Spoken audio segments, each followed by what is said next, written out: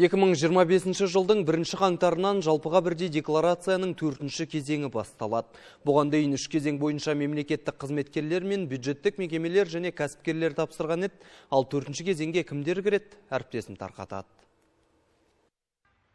2021 жылы 1 қаңтардан бастап Қазақстанда кезең-кезеңмен жалпыға бірдей декларациялау енгізілген болатын. Бүгінге дейін 3 кезеңмен мемлекеттік қызметкерлер, кәсіпкерлер мен бюджеттік мекемелер тапсырды. Облыс бойынша 190 мыңнан аса адам міндеттелген. Бүгінде оның 87% ғана тапсырған. Енді жалтарғандар әкімшілік жауапкершілікке тартылуы мүмкін. Ал 4-ші кезеңде барлығы қамтылады, яғни қарапайым тұрғындар да міндеттеледі. Жалпыға бірдей декларациялаудың негізгі мақсаты бұл әділ салық салуды қамтамасыз ету және әлеуметтік саясатты реттеу болып тұр.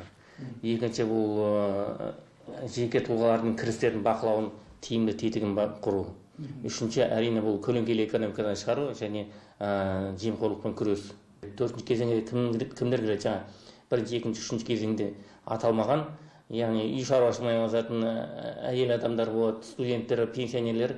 1-ші, 2-ші, 3-ші кезеңге кірмеген тұлғалардың бәрі, кәмелет жасқа толған бәрі кіреді. Облыс аумағында 500 мыңнан астам тұрғын кәмелет жасына толғандар. Оның 65% жалпыға бірдей декларациялаудың 4-ші кезеңіне кіреді. Яғни тұрғындар келер жылдың 1 қаңтарынан бастап қыркүйек айының 15-не дейін тапсыру міндетті. Декларацияны электрондық үкімет веб-порталдары арқылы немесе тұрғылықты жер бойынша тапсыруға болады.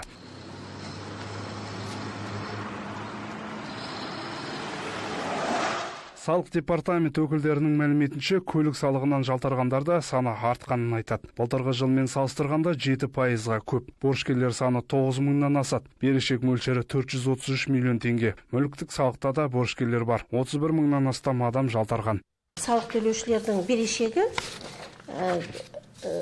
Талдықорған қаласы бойынша ең көбі енді 25-4 миллион болып табылады берешек қарыздары. Соның ішіндегі ең көбі Талдықорған қаласында 21,5 миллион теңге болып табылады. Енді біз енді 30 күн 1 қазаннан кейін 30 күн өткеннен кейін біз енді әр қайсына сот өндірушілерге бір есеп көрсеткіштен асқан сомалар бойынша жаңағы бұйрық шығарылып жіберіледі.